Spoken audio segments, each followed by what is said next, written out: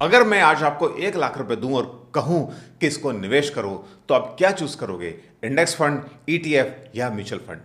रुको, जवाब देने से पहले एक बात बताता हूं। भारत में हर महीने 65 से 70 लाख लोग एसआईपी शुरू करते हैं और मार्च के अंदर तो ये डेटा रिकॉर्ड 32,000 करोड़ रुपया मार्केट के अंदर एसआईपी के थ्रू आया था।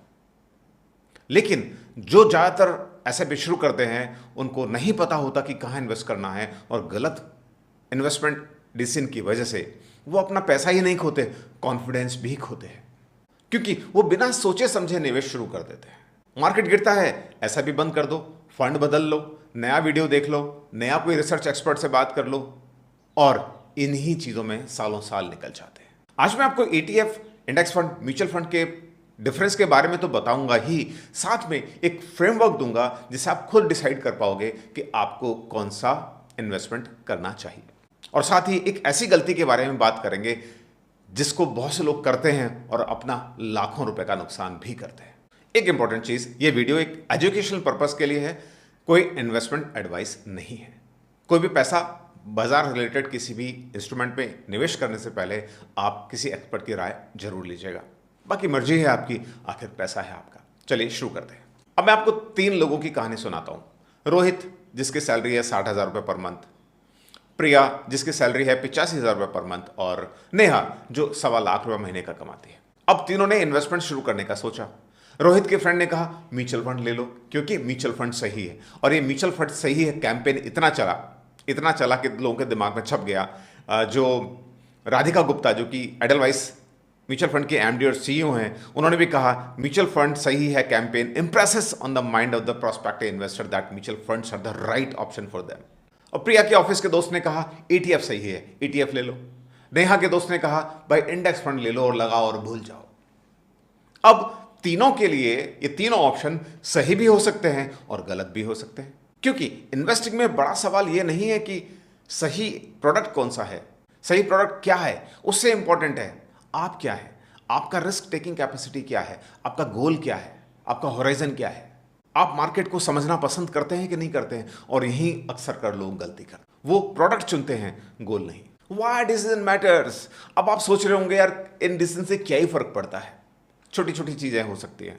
अब इसको एग्जांपल से समझते हैं। म्यूचुअल फंड के अंदर एक टर्म होती है TER, टोटल एक्सपेंस रेशियो, यानी कि किसी भी इंस्ट्रूमेंट की, किसी भी इन्वेस्टमेंट प्रोडक्ट की जो कॉस्ट है वो मान लेते हैं अपन, और वो वेरी करती है 0.1, 0.5 से लेकर के 1.52 तक वेरी करती है। एग्जाम्पल लेते हैं, 2 लोग हैं, एक है राहुल, एक है नरेंद्र। अब राहुल ने और नरेंद्र ने दोनों ने एक साथ इन्वेस्टिंग किया, 10,000 रुपये पर मंथ उन्होंने लगाना शुरू किया, और दोनों का ही उसका जो रिटर्न था अप्रोक्सीमेटली बराबर है, मान लेते हैं 12% को उनका रिटर्न मिल रहा था, 12% CAGR। अब नरेंद्र ने तो जो प्रोडक्ट चूज किया उसके अंदर कॉस्ट थी उनकी TER था 1%, लेकिन राहुल ने जो चूज किया वो था उसके अंदर 1.5%, यानी कि आधे % का डिफरेंस था। तो यदि आप उनका कैलकुलेशन देखेंगे, उन्होंने 10,000 रुपये पर मंथ 20 साल के लिए लगाया, 12% का रिटर्न था, तो बना लगभग 99.9 लाख, यानी कि 1 करोड़ रुपया। और वहीं राहुल ने चूंकि महंगा प्रोडक्ट कॉस्ट वाला उन्होंने प्रोडक्ट चूज किया इन्वेस्ट करने के लिए, तो उनको मिले 11.5% रिटर्न, क्योंकि 0.5% का डिफरेंस था, तो उनका पैसा बना 93 लाख, यानी कि 20 सालों में लगभग 6.5 लाख रुपए का डिफरेंस। और अक्सर कर लोग ये गलती कर रहे होते हैं, उनको पता ही नहीं होता कि हम कितना नुकसान कर रहे हैं एक हमारे लंबे होराइजन में, क्योंकि रिटायरमेंट के टाइम कोई नहीं पूछेगा इंडेक्स फंड चूज किया था, ETF चूज किया था या म्यूचुअल फंड चूज किया था, सब पूछेंगे रिटर्न कितना बना जस्सी। इसलिए ये इंपॉर्टेंट है। अब इंडेक्स फंड और उसके इन्वेस्टर को समझते हैं। इंडेक्स फंड बेसिकली भारत में जो टॉप कंपनीज हैं, जो हमारा इंडेक्स है, निफ्टी 50 के अंदर टॉप 50 कंपनीज हैं, सेंसेक्स में टॉप 30 कंपनीज हैं। यदि मैं कहूँ इंडेक्स फंड, यानी कि एक ऐसा म्यूचुअल फंड जो कि इंडेक्स को कॉपी करता है, अपना कोई दिमाग नहीं लगाता है। इंडेक्स के अंदर निफ्टी 50 में जितनी 50 कंपनियां जिस प्रोपोर्शन जिस वेटेज में है, उसी वेटेज में एक फंड मैनेजर उन कंपनीज के शेयर्स अपने फंड के अंदर ले लेता है। तो ये हो गया इंडेक्स फंड। अब ये किसके लिए सही है वो देखते हैं। मान लीजिए प्रिया है, उसकी एज 28 ईयर्स है, ऑफिस में जॉब करती है, सुबह 9 बजे घर से निकलती है, रात को 8 बजे 9 बजे तक घर में घुसती है, और मार्केट रिसर्च का या मार्केट फ्लक्चुएशन में भी उसको कोई इंटरेस्ट नहीं है, तो उसके लिए इंडेक्स फंड एक बेटर ऑप्शन हो सकता है। रिसर्च का समय नहीं है, स्टॉक एनालिसिस नहीं आता, इंटरेस्ट भी नहीं है, लेकिन वेल्थ बनानी है, तो ये सिंपल प्रोडक्ट इंडेक्स फंड उसके लिए वेल्थ क्रिएट कर सकता है। क्यों? इसमें सिंप्लिसिटी है, ऑटोमेशन है, लो कॉस्ट है, बस एसआईपी लगाइए और भूल जाइए। हाँ, लेकिन साल में 1 या 2 बार आप इसको रिव्यू कर सकते हैं। लेकिन इंपॉर्टेंट है, लॉन्ग टर्म सोचिए, डिसिप्लिन बनाए रखिए, जो मार्केट रिटर्न दे रहा है वो रिटर्न आपको मिल जाए। अब दूसरा एग्जांपल समझते हैं, एक्टिव म्यूचुअल फंड, क्योंकि इंडेक्स फंड एक तरह का पैसिव फंड होता है। उसके कंपैरिजन में mutual fund, active mutual fund, जहां पे एक फंड मैनेजर एक्टिवली काम करता है, रिसर्च करता है, डिसाइड करता है कौन से म्यूचुअल फंड्स में कौन से उसके स्टॉक्स खरीदने हैं, कौन से बेचने हैं। तो करण एक व्यक्ति है जो मार्केट के अंदर इंटरेस्ट रखता है, डेली मार्केट देखता भी है, रिपोर्ट्स भी पढ़ता है, मार्केट फ्लक्चुएशंस को स्टडी करता है, तो उसके लिए एक्टिव म्यूचुअल फंड एक अच्छा चॉइस हो सकता है, क्योंकि वो म्यूचुअल फंड को समझता है, म्यूचुअल फंड की कैटेगरीज को समझता है, उनके टाइप को समझता है, अकॉर्डिंगली वो इन्वेस्ट कर सकता है। हाँ, लेकिन इंपॉर्टेंट बात यह है, एक्टिव फंड का मतलब यह नहीं कि हमेशा अच्छा परफॉर्मेंस ही देगा। एसपीआई वे का स्कोर कार्ड, उसकी report S and P indices versus active कि 2025 की रिपोर्ट ये कहती है, many active large cap and equity linked saving schemes ELSS funds struggle to match the broad market performance. और इस चार्ट में भी हम देखें ग्राफ में, तो अलग अलग टाइम पीरियड, 1 साल, 3 साल, 5 साल, 10 साल, 5 साल में 80% से ज्यादा फंड्स ने अंडर परफॉर्म किया है। तो कुछ फंड अच्छा परफॉर्म करते हैं, कुछ खराब परफॉर्म करते हैं।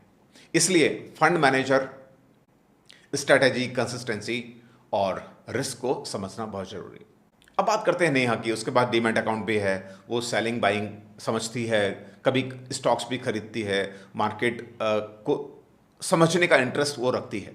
तो उसके लिए यहां पे हो सकता है एक्सचेंज ट्रेडेड फंड। क्यों? क्योंकि इसकी कॉस्ट कम होती है, लो कॉस्ट है, उसको खरीदना बेचना आसान है, क्योंकि वो ईटीएफ जो है वो स्टॉक्स की तरह एक्सचेंज पे ट्रेड होते हैं। लेकिन ईटीएफ के साथ लिक्विडिटी और एग्जीक्यूशन को भी समझना जरूरी है, इसलिए ईटीएफ जरूरी नहीं है हर बिगिनर के लिए सूटेबल हो।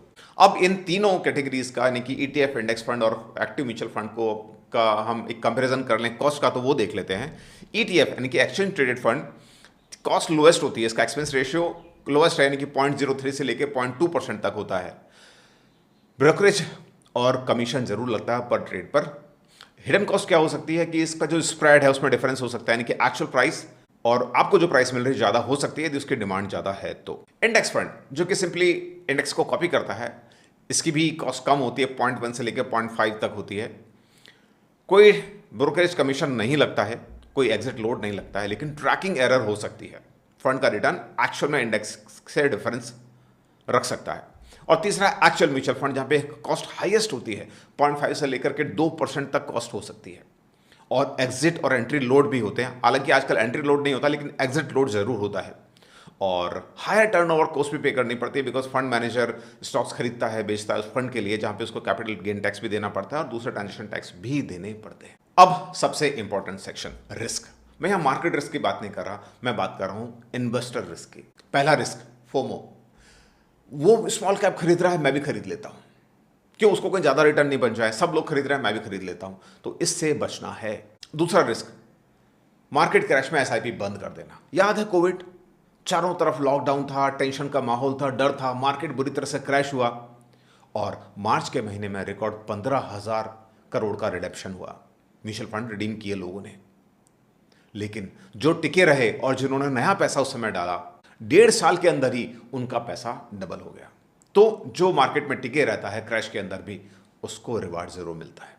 तीसरा रिस्क, बिना इमरजेंसी फंड के इन्वेस्टिंग करना, क्योंकि इमरजेंसी कभी भी आ सकती है, तो आपकी जो इन्वेस्टमेंट है वो बेचनी पड़ सकती है। चौथा रिस्क, इंश्योरेंस को इग्नोर करना, बिकॉज इन्वेस्टमेंट वेल्थ बनाता है, लेकिन इंश्योरेंस वेल्थ को बचाता है, इसलिए हेल्थ इंश्योरेंस और टर्म इंश्योरेंस जरूर रखिए।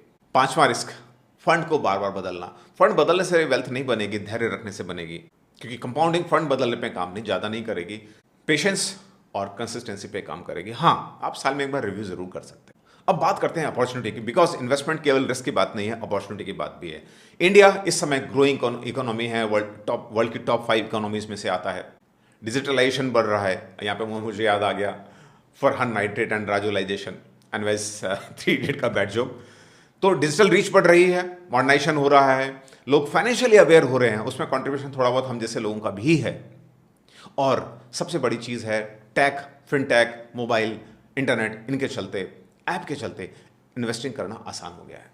पहले लोग एफडी और गोल्ड में इन्वेस्ट करने की बात करते थे, लेकिन अब एसआईपी और stock investing main stream investing बन रही है। इस वेल्थ क्रिएशन जर्नी का इस अपॉर्चुनिटी का आपको फायदा उठाना है। वो कैसे मिलेगा? जितना जल्दी आप शुरू करेंगे उतना ही आपको अपॉर्चुनिटी ज्यादा मिलेगी। याद रखिएगा, time in the market is more important than timing the market. अब बात करते हैं एक्शन प्लान की। अगर आप बिगिनर हैं तो आपको ये स्टेप्स फॉलो करनी है। पहला स्टेप, इमरजेंसी फंड बनाइए 6 महीने के खर्चे के बराबर। स्टेप 2, हेल्थ इंश्योरेंस लीजिए। स्टेप 3, यदि आप पे फैमिली डिपेंडेंट है तो लाइफ इंश्योरेंस टर्म प्लान लीजिए। अपना गोल लिखिए, retirement, house purchase, child education, क्या आपका गोल है उसको लिखिए और उसके बाद आप इन्वेस्टमेंट शुरू करिए एक सही प्रोडक्ट के साथ में। और स्टेप 5 में आप सही प्रोडक्ट चूज करेंगे। यदि आपको सिंप्लिसिटी चाहिए तो इंडेक्स फंड ले लीजिए। आपको एक्टिवली मैनेजमेंट वाला फंड चाहिए, मार्केट को थोड़ा बहुत इंटरेस्ट आप रखते हैं तो वहां पे आप म्यूचुअल फंड ले लीजिए। और आपके पास डीमैट अकाउंट भी है और उसको आप मार्केट में एक्टिवली इन्वॉल्वमेंट चाहते हैं तो ईटीएफ भी आप ले सकते हैं। सबसे इंपॉर्टेंट स्टेप 6, एसआईपी शुरू करिए। बिकॉज कहीं पहुंचने के लिए कहीं से निकलना पड़ता है, पहला कदम रखना पड़ता है। तो पहला कदम आपका एसआईपी स्टार्ट करना है। परफेक्ट टाइमिंग का इंतजार मत करिएगा, शुरुआत करिएगा। तो दोस्तों, आज हमने सीखा index fund, ETF, mutual fund के बारे में।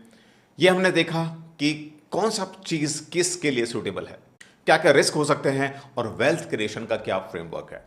ये याद रखिएगा, कोई भी सही या बेस्ट प्रोडक्ट नहीं होता, इन्वेस्टमेंट प्रोडक्ट नहीं होता। बेस्ट वही होता है जो आपकी रिस्क टेकिंग कैपेसिटी, आपका इन्वेस्टमेंट स्टाइल और आपके गोल को मैच करता है, वही बेस्ट है। तो कमेंट करके बताइएगा आप अभी क्या कर रहे हैं, ईटीएफ कर रहे हैं, म्यूचुअल फंड कर रहे हैं या इंडेक्स फंड। और यदि आप चाहते हैं कि आपको 10,000, 25,000, 50,000 मंथली एसआईपी का प्रॉपर फ्रेमवर्क और रोड मैप चाहिए तो कमेंट में रोड मैप जरूर लिखिएगा। और इस वीडियो को लाइक करिएगा, पसंद आया है तो, और मुझे लगता है पसंद जरूर आया होगा। इसको शेयर करिएगा अपने दोस्तों के साथ में, अपने फैमिली मेंबर्स के साथ में, खासतौर पर उन लोगों के साथ में जो अपनी इन्वेस्टमेंट की जर्नी शुरू कर रहे हैं। तब तक आप निवेशित रहिए, सुरक्षित रहिए, वेल्थ बनाते रहिए और मुस्कुराते रहिए। जय हिंद, जय भारत। मिलते हैं अगली वीडियो में। मैं हूं दीपक और आप देख रहे थे वेल्थ विद दीपक।